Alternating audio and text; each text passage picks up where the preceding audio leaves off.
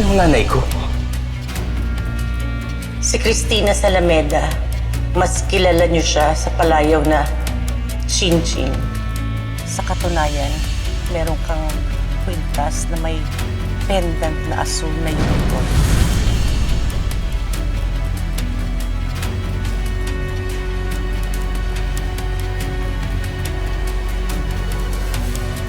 Hindi po akin yan. Tsaka ngayon ko lang nakita yan. Good luck na lang po sa paghahanap ng anak niya.